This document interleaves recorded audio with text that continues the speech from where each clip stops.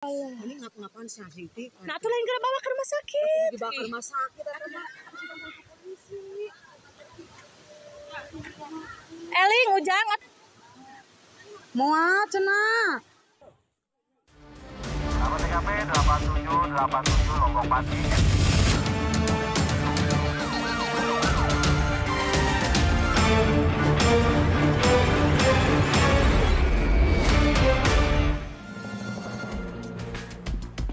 Halo Brigadir Putu. Halo Zaki. Dan juga halo sahabat RTV. Berjumpa lagi dengan CSI, catatan seputar investigasi. Iya Brigadir Putu, ada informasi apa hari ini? Ya Zaki dan sahabat RTV, CSI hari ini memiliki informasi mengenai seorang petugas kebersihan kantor koperasi yang tiba-tiba saja menyabetkan parang ke karyawan yang sedang rapat. Selain itu kami juga punya informasi tentang seorang perempuan yang meneror mantan kekasihnya dengan memesan ratusan pesanan fiktif ke rumah korban. Bersama saya Zaki Hosen. Dan saya Brigadir Putu Fungki. Inilah CSI selengkapnya.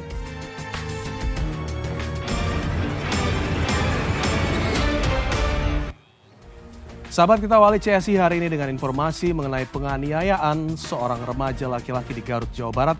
Tega membacok ayah tirinya berkali-kali hingga korban jatuh tersungkur. Diduga pelaku sakit hati karena ibunya kerap dianiaya ayah tirinya. Nah, tuh lain kena bawa ke rumah sakit. Warga Kampung Gombong, Desa Surabaya, Kecamatan Balubur, Limbangan, Garut, Jawa Barat, dihebohkan dengan aksi penganiayaan yang dilakukan seorang remaja laki-laki kepada ayah tirinya. Pelaku berinisial R yang masih mengenakan pakaian sekolah membacok sekujur tubuh korban berkali-kali hingga korban jatuh tersungkur. Keluarga dan warga sekitar berusaha menenangkan pelaku yang menyerang korban secara membabi buta. Korban yang kritis dan bersimbah darah kemudian dibawa ke rumah sakit. Aparat Polres Garut yang mendapat laporan langsung menyelidiki kasus ini. Wadugaan remaja laki-laki itu tega menganiaya korban karena sakit hati, sang ibu kerap diperlakukan kasar oleh ayah tirinya. Untuk barang bukti saat ini adalah sebuah golok diamankan oleh Polres Garut. Untuk kejadiannya itu siang hari atau gimana? Siang hari sekitar pukul 14.30. Kalau ini pelaku masih di bawah umur ya, Bang? Pelaku masih di bawah umur. Hingga kini polisi masih menjalani pemeriksaan di unit PPPA Satreskrim Polres Garut. Dari Garut, Jawa Barat, Idrus Andriawan untuk CSI RTV. Sahabat, kita beralih ke informasi kecelakaan. Diduga mengalami remblong sebuah truk tronton bermuatan pasir menabrak sejumlah kendaraan, warung, dan pagar masjid di Jalan Raya Kedung Jajang, Lumajang, Jawa Timur. Akibat kecelakaan ini, sopir truk tewas seketika di lokasi kejadian, sementara 2 orang lainnya menderita luka parah.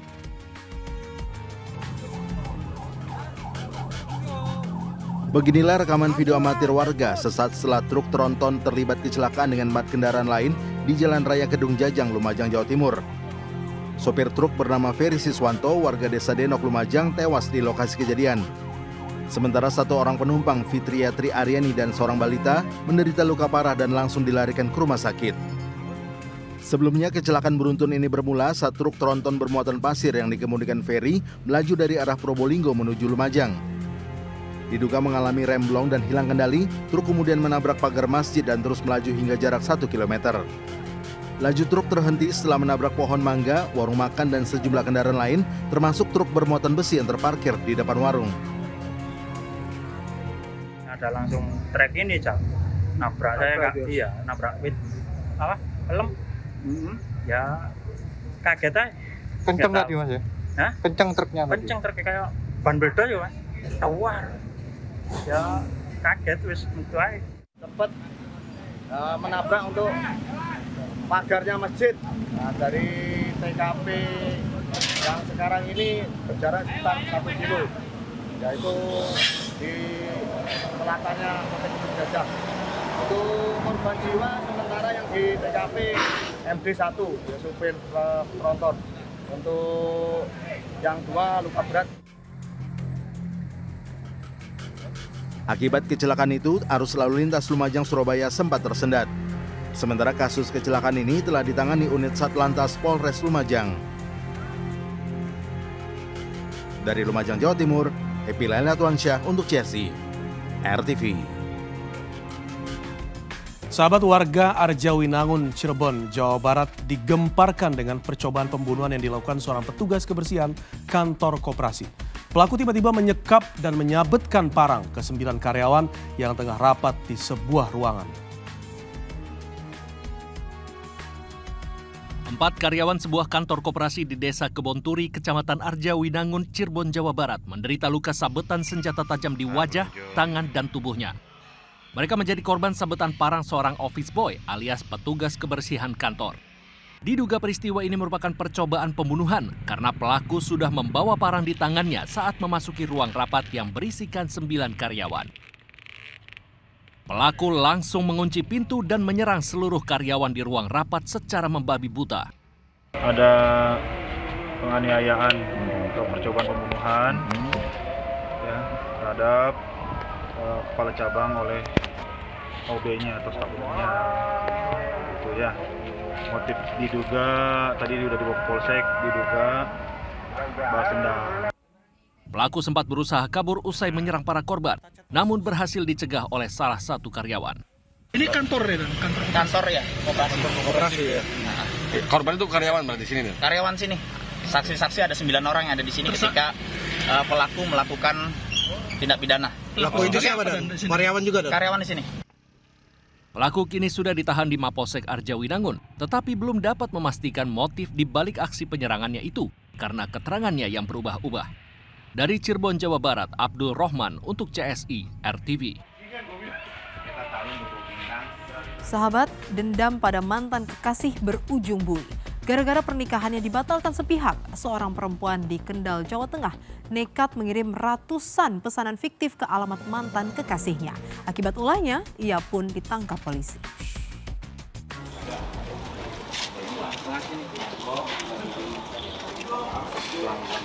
Wanita berinisial NM ini hanya bisa menunduk saat digiring petugas usai ditangkap akibat melakukan ratusan pesanan fiktif melalui sebuah aplikasi. Pelaku sengaja melakukan pesanan fiktif untuk meneror korban SM yang merupakan mantan kekasihnya lantaran ia sakit hati pernikahannya dibatalkan secara sepihak. NM memesan hingga 400 lebih barang berbagai jenis dengan menggunakan identitas korban untuk diantarkan ke alamat SM. Belum diketahui berapa kerugian korban. Aksi teror itu telah dilakukan pelaku sejak September hingga Januari lalu. Ditentukan harusnya menikah di bulan Oktober, namun tidak jadi. Berapa tahun berhubungan dengan? 3 tahun. Jadi tersangka sakit hati terhadap pelapor, di mana pelapor adalah batal menikahi atau belum sempat atau tidak jadi nikah dengan pelapor. Atas perbuatannya, pelaku dijerat pasal tentang informasi dan transaksi elektronik dengan ancaman hukuman hingga 12 tahun penjara. Dari Kabupaten Kendal, Jawa Tengah, Ahmad Ujeroban untuk CSI RTV. Sahabat, demi harta gono gini, seorang istri di Karawang tega menyewa pembunuh bayaran untuk menghabisi nyawa suaminya. Informasi selengkapnya akan hadir dalam liputan mendalam CSI sesaat lagi.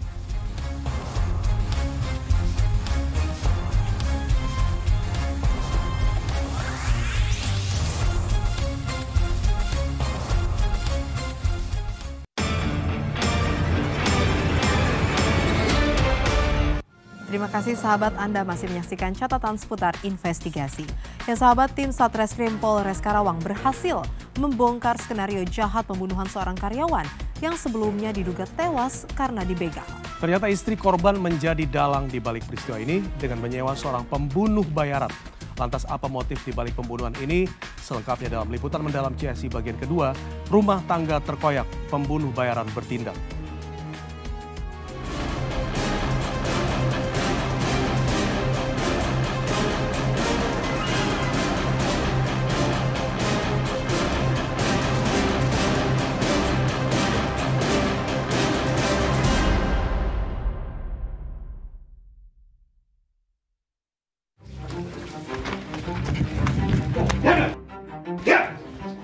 Tim Satreskrim Polres Karawang yang telah mengendus keberadaan pelaku ketiga dalam peristiwa tewasnya AS Akhirnya meringkus seorang pria sehari setelah penetapan kakak beradik berinisial OC dan PD sebagai tersangka. Ia diringkus di rumahnya yang berlokasi di Sumbang, Kabupaten Banyumas, Jawa Tengah. Penangkapan RZ membantu polisi untuk menyingkap sandiwara palsu dari ketiga tersangka. RZ diketahui menjadi pembunuh bayaran dengan menerima penawaran dari tersangka OC sebesar 1,5 juta rupiah untuk menghabisi nyawa pria yang telah menjadi suaminya selama 9 tahun.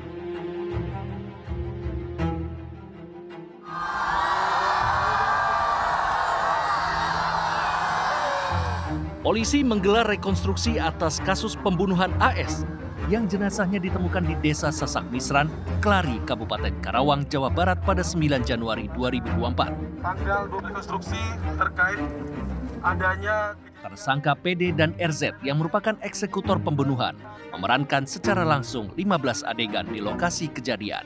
11.00 Awalnya, tersangka PD yang merupakan adik ipar korban memancing korban untuk datang ke lokasi dengan alasan motor yang ia pakai mogok. Kemudian Saat korban tiba di lokasi dan membantu adik iparnya, kejadian naas itu pun terjadi. pisau dari sebelah kanan, pelaku R kemudian korban datang di lokasi, kemudian membantu pelaku pada saat itu untuk mendorong motor pelaku. Namun pada saat itu pelaku R mengambil posisi di bagian belakang korban, kemudian menusuk bagian leher korban. Pelaku P kemudian turun dari motor, membantu pelaku R dan membacok korban. Setelah menghabisi nyawa korban, pelaku kabur dan sempat singgah di salah satu minimarket untuk meminta kekurangan pembayaran sejumlah Rp500.000 atas aksinya menghabisi nyawa korban. Sebenarnya nggak dijanjiin sih, cuman mau dikasih uang buat ongkos pulang gitu. Itu berapa mas besarannya? Yang buat pulang itu Rp500.000.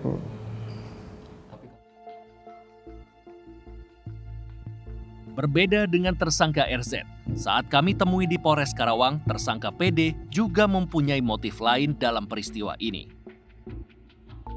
Ya tanya yang tadi itu kenapa nggak cerai kan, terus udah bilang katanya anaknya nggak bisa diambil, terus pergi sendiri nggak usah ngomong ke orang tua, nggak ngebolehin pulang ke Purwokerto, terus dia bilang tiba-tiba bilang, ada teman kamu nggak yang bisa membunuh orang gitu.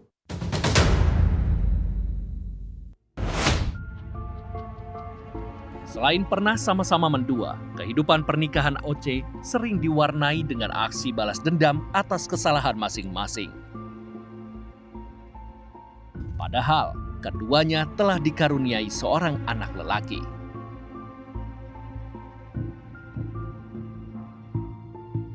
Namun, justru karena anaknya itulah, tersangka OC terbesit niat untuk menghabisi nyawa suaminya itu. Iya, korban pernah berujar kalau OC takkan mendapatkan harta maupun hak asuh anaknya jikalau mereka sepakat untuk bercerai. Saya pisah sama dia, ya dia kan bilang, jangan berharap saya bisa ngontek anak saya, terus jangan berharap saya pergi dari sini tuh ada harta gono gini atau segala rupa. Masalah yang terus menumpuk dan tak kunjung menemui kata sepakat akhirnya membuat OC nekat. Meski begitu, kini hanya tersisa penyesalan dari lubuk hatinya yang terdalam. Ya biar gimana pun saya tetap nggak tega mas, saya tetap nyesel. Aduh mas, enggak lah, ya saya minta maaf udah gitu aja, udah bikin kekacauan ini. Kasus pembunuhan yang dimotori oleh seorang pembunuh bayaran bukan kali ini saja terjadi. Tewasnya AS di tangan seorang pembunuh bayaran hanya menegaskan bahwa saat ini masih banyak orang yang berani untuk melakukan sebuah tindakan kriminal dengan sejumlah bayaran, meski harus berhadapan dengan konsekuensi hukum yang tak ringan. Menurut pakar viktimologi Heru Susetyo, pembunuh bayaran biasanya dilatar belakangi oleh 3 hal, yaitu uang, balas jasa, serta situasi emosi yang sama. Pertama, karena gelap mata, karena BU. Yang kedua, karena kasihan, karena balas budi, ingin menolong, jadi nggak peduli berapa, yang penting ya udah saya nggak nyari berapa, saya nggak nyari untung, yang penting ada biaya transportasi itu mengganti biaya yang saya keluarkan gitu ya. Pembunuh bayaran pun ada jaringannya, asal kita tahu siapa channel yang bisa kita hubungi. Jadi dalam hal ini ada yang profesional, ada yang memang tidak profesional. Kayak yang profesional dia biasanya bayaran lebih tinggi dan lebih lihai dan lebih gampang menghilangkan jejak dan biasanya dia punya jaringan. Dari kasus ini dapat kita petik pelajaran bahwa tak seharusnya polemik rumah tangga berakhir di tangan seseorang yang rela menukar konsekuensi hukum dengan sejumlah komisi. Jika cinta sudah tiada dirasa, jangan sampai raga pun ikut binasa. Dari Jakarta dan Karawang, Jawa Barat, Muhammad Arif, Riki Rusdiana untuk CSI RTV. Sahabat berdalih butuh uang untuk kebutuhan hidup, seorang pria nekat mencuri di puskesmas. Informasi akan hadir usai jeda. CSI akan kembali sesaat lagi.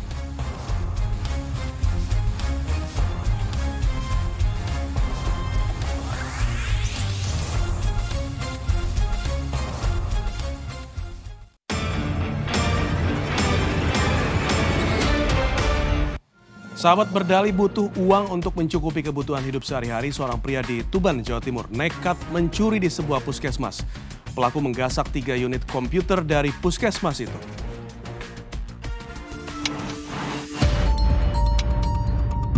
Seorang pria terekam kamera CCTV saat mencuri di puskesmas Desa Sumurgung, Kecamatan Palang, Kabupaten Tuban, Jawa Timur.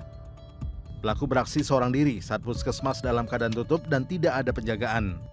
Pelaku masuk ke dalam salah satu ruangan di puskesmas dengan menjebol kaca. Pelaku langsung menggasak 3 unit komputer operasional di puskesmas. Akibat pencurian itu, pihak puskesmas mengalami kerugian mencapai 32 juta rupiah. Berbekal rekaman kamera CCTV, aparat Polres Tuban berhasil menangkap pelaku berinisial AW usia 31 tahun. Kepada polisi, pelaku mengaku nekat mencuri untuk memenuhi kebutuhan hidup sehari-hari. Mengambil 3 buah komputer ini, kemudian yang 2 sudah terjual, kemudian yang 1 dapat kita amankan. 4 juta. Jual nanti mas? Jual nanti. Oh Jakarta. Lewat? Online. Akibat perbuatannya, pelaku dijerat dengan pasal pencurian dan terancam hukuman 7 tahun penjara. Dari Tuban, Jawa Timur, Solihul Hadi untuk CSI RTV. Sahabat, hampir setiap hari ada saja pelanggaran lalu lintas yang terjadi. Nah, kali ini mari kita lihat pelanggaran lalu lintas apa yang sudah terekam.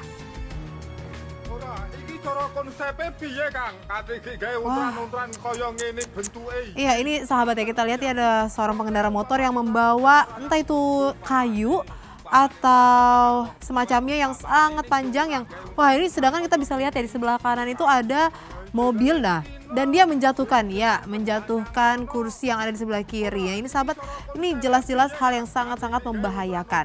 Sahabat, dalam membawa muatan pada motor ada beberapa peraturan yang harus dipatuhi, yaitu 1, jangan melebihi panjang stang, 2, jangan terlalu berat, dan yang ketiga, jangan melebihi tinggi pengendara serta ikat barang dengan kuat, dan jangan menutupi lampu sein dan penerang jalan yang sesuai dengan pasal 311 ayat 1 Undang-Undang Nomor 22 Tahun 2009, yang dimana setiap orang yang dengan sengaja mengemudikan kendaraan bermotor dengan cara atau keadaan yang membahayakan bagi nyawa atau orang dapat dipidana 1 tahun penjara atau denda paling banyak 3 juta rupiah. Setan pedanya ngono. Ora, iki cara konsepe piye, Kang? Kate iki gawe untran-untran kaya ngene bentuke iki. Tak ngerti aku. Wongke umpamane ora cocok karo anak. Sahabat, ledakan dahsyat terjadi di gedung Rumah Sakit Semen Padang di Jalan Bypass Kota Padang, Sumatera Barat. Akibat kejadian itu, sejumlah atap dan ruangan rumah sakit hancur, sementara ratusan pasien dievakuasi ke rumah sakit lain.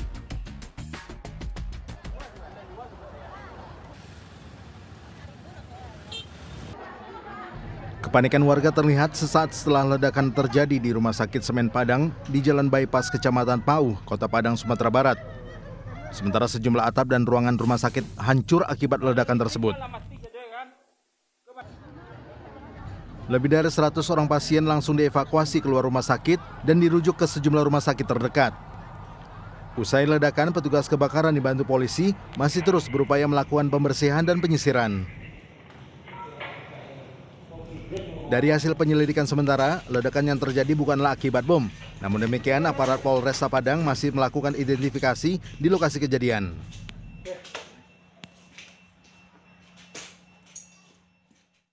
Ya, tidak ada terjadi bom. Nah, itu perlu diluruskan supaya masyarakat jangan khawatir. Dugaan sementara kita belum bisa, tapi itu diperkirakan bisa jadi gas, tapi kita lagi dalamin. Terus 102 orang pasien rawat inap. Nah, saat ini dikarenakan rumah sakit kita putuskan untuk tidak beroperasional, maka seluruh pasien rawat inap kita evakuasikan dulu ke rumah sakit terdekat yang bisa melanjutkan pelayanan pasien. Karena yang utama saat ini adalah keselamatan pasien. Kemudian untuk di IGD, alhamdulillah bisa dilakukan pelayanan. Kemudian di poliklinik juga sedang berlangsung, semuanya sudah kita evakuasi.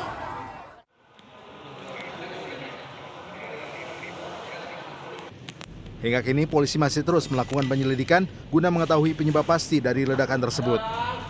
Dari Padang, Sumatera Barat, Yopdi Nursyah untuk CSI RTV.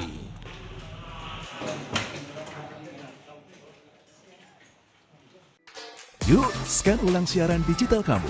Caranya mudah. Hidupkan set-top box dengan remote-nya. Lalu nyalakan televisi kamu. Setelah itu di menu pengaturan, pilih sistem penerimaan siaran. Selanjutnya, masuk ke program tuning otomatis untuk mencari siaran digital. Dan tunggu sampai prosesnya selesai.